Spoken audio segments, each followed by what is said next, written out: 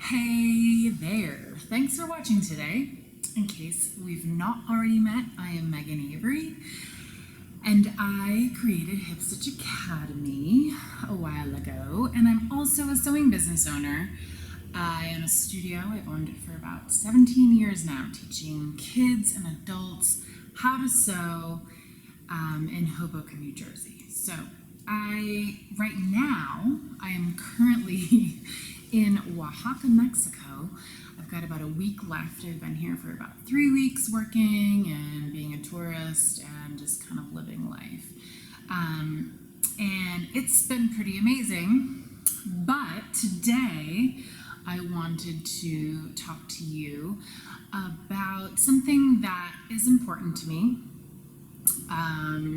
that I do at my studio quite a bit, and that is host charity sewing workshops. So those are kind of free workshops that make something to either raise money or create or sew something that a charity needs. Before I get into that, I do want to remind you that I do these business classes once a week. I post a new one every single Thursday at 1 p.m. Eastern. And if you want to see the schedule of the upcoming classes, or if you want to watch some past video business classes, head over to hipstitch.co/video classes. And I also want to remind you that if you are hosting a sewing camp for kids this summer, if you want to, I have a video training for you. Actually, I have 2 video trainings for you. So a week ago on Monday, I launched the marketing module of the Summer Camp Profit Lab, and that's a whole section of training in itself, and I was really, really happy with how that came out. So I'm selling that video training as a separate module, so you can either buy the Sewing Camp Profit Lab entire training, which includes way more than just marketing, or if you're like, you know what, I just need to figure out how to film my classes a little bit more this summer, I want some marketing training, you can buy that separately. So head on over to hipstitch.co and it's under curriculum and training. I think you'll see both of those over there.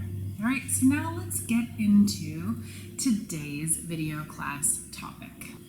As I mentioned in today's Hip Stitch Academy video business class, I'm going to be talking about hosting your very own charity sewing event. So charity sewing classes are a really great way to sew items that are needed, maybe due to a loss or some sort of necessity or some sort of tragedy.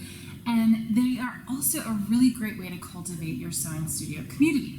So lately I've been seeing tons and tons of benefits to go towards the animals that are affected by the Australian forest fires, and that's making me really, really happy. So I guess that's sort of why I thought the topic would be a good one, because there's so many things beyond the forest fires that you can sew for charity.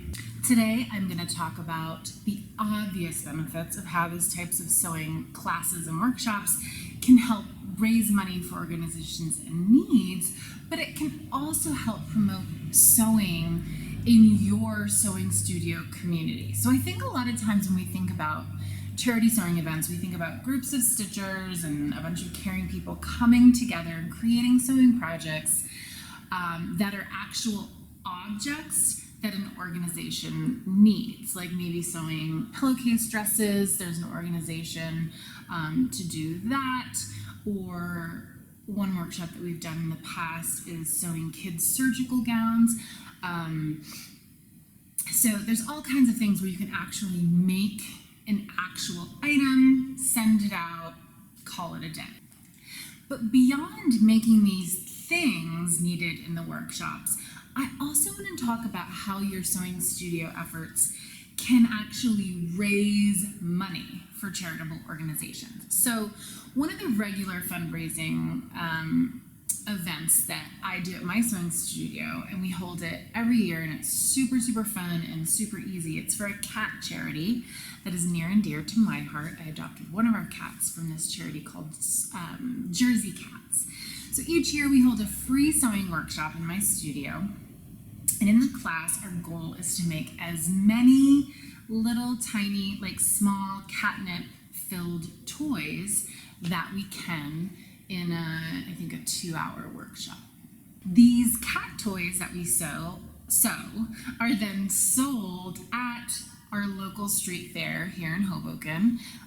And the money raised from the sale of these like $5 cat toys is then used for neutering and getting cats off the streets of Jersey City. So as much as I would like to think this organization could use the things that we sew for, actually sew for the cats, a lot of times they need money. They need money to continue doing the amazing work that they're doing. So that's why I urge, when you're thinking about doing some sort of charitable sewing workshop and you're in the planning stages, think about how actual money could be raised from your sewing workshop, not only just what can you sew. I just kind of wanted to remind you of that. Maybe try to come up with an idea for like a super simple sewing project that any skill level could sew and make really well, and something that you'd be able to make a lot of, and then you could sell it inexpensively at some sort of fundraising event or street fair, like I said. And this checks both of the boxes of getting people interested in sewing by giving them a little taste of sewing, in addition to making some much needed cash for the charity organization that you are going to try and help. So when I do this type of workshop at my sewing studio, I always also, even if I'm making the thing that we're going to be giving, the group, I also try to incorporate another sort of fundraising aspect to it. And, nobody loves to fundraise money while they're teaching a sewing workshop, but, and I did a few where it didn't even occur to me, or I was just so like wrapped up in making the sewing workshop. And then I realized, wait, these are people that are so, giving, and they're there because they love the charity and they love sewing. So why not use it as an opportunity to fundraise a little bit? So I just wanted to also get that little reminder out there, because maybe that's something that I need to hear, that people, they're getting this free workshop. Why not ask them to give a little bit of money that can then go towards this fantastic organization? And then if people choose not to donate, that's their choice. But I would assure you that most of the people that are going to attend your workshop for charity are going to be happy to donate a few bucks to your good cause. Another way you could hold your charity sewing workshop is to maybe offer a free-ish sewing workshop at your studio or at a street fair or some sort of public event. But instead of making this workshop where you get to try sewing completely free, you could take a small donation for the chance to try sewing. An example of a good way to do this might be setting up some sewing machines at a street fair. Maybe do like a quick scrunchie project with people passing by. You're promoting your sewing classes and you're giving the people the chance to try sewing. And instead of, asking them to pay for it, maybe you ask them to donate $1 to your favorite local charity. Then, of course, there's also the sewing charity workshop, where the primary focus is for making those things that are needed by a certain group. And I'll be honest, this kind of workshop can be a little bit more difficult to pull off. You need to make sure that the sewing project you're making is made well and that the process is efficient and a good experience for all attending your workshop. And that can be a lot of work for you as the studio owner. So getting back to the kids' surgical gown workshop my studio had a couple years ago, this was a really, really cool workshop, but it was also a lot of work from a sewing studio standpoint. So I had to get the sewing pattern for the actual gown that we were making ahead of time from the organization. And then I had to follow up by making a sample of the gown. And then I kind of had to break down the steps that went into creating the gown from start to finish.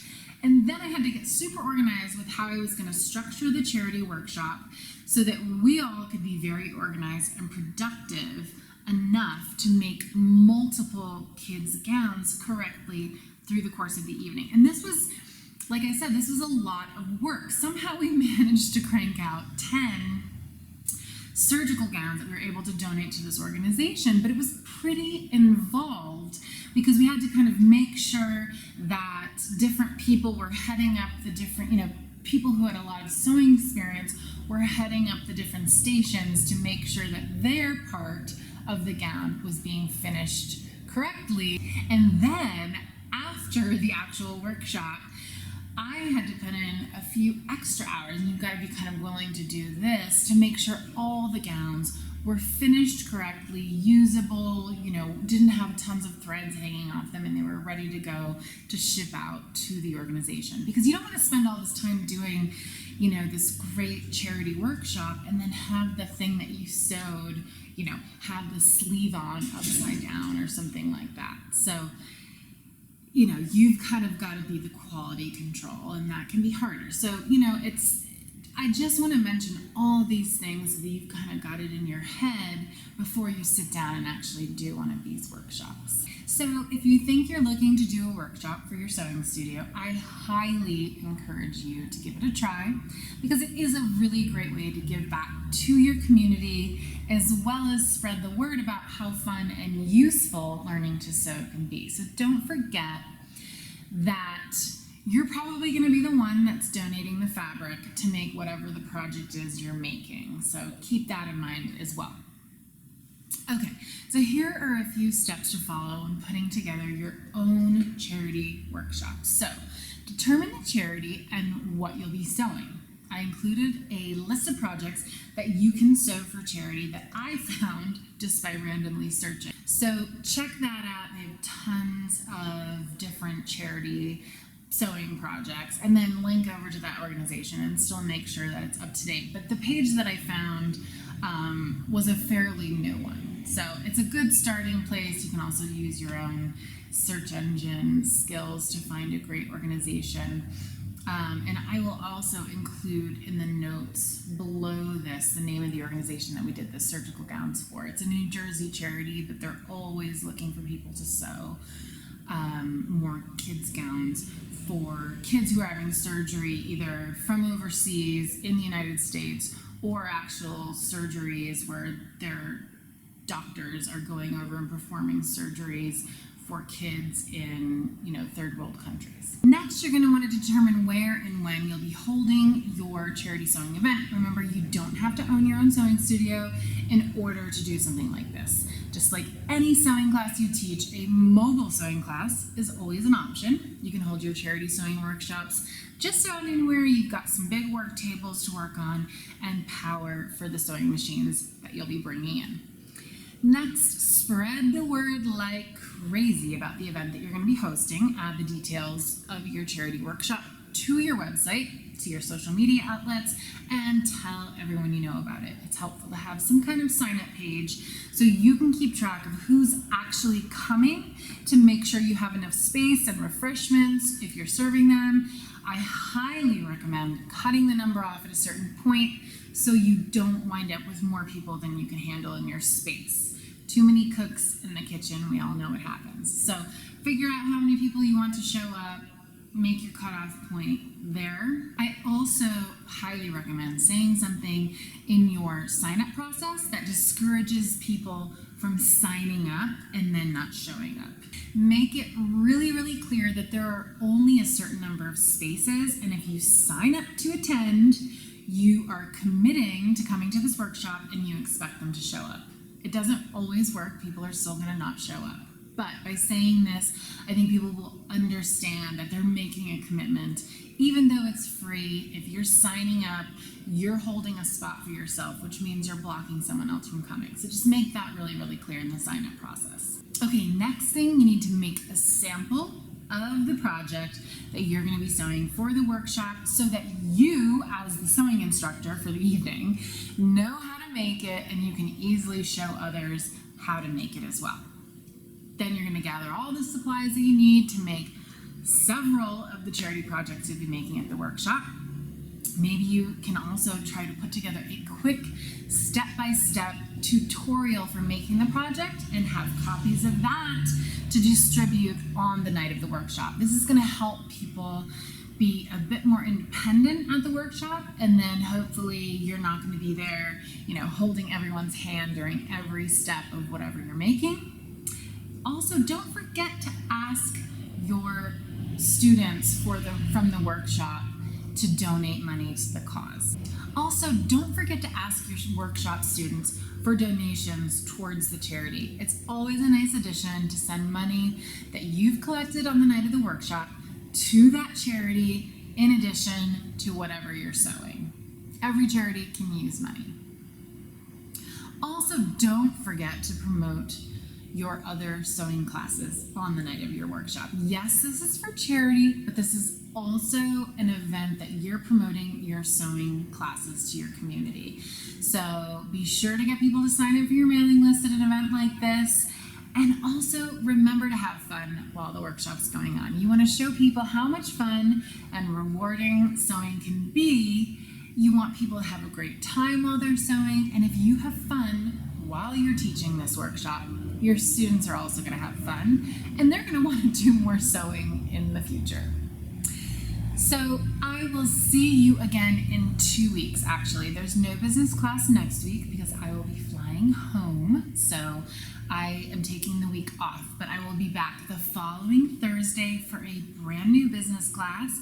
And that is the week that I will be talking about my 7 months without buying store-bought clothes and what I've learned doing that and what it's going to look like going forward. I've actually broke the 7 months here in Mexico, but I'm going to talk all about that, and I think it's going to be a good class that you're not going to want to miss. So until then, have an awesome couple of weeks, and I will see you very soon.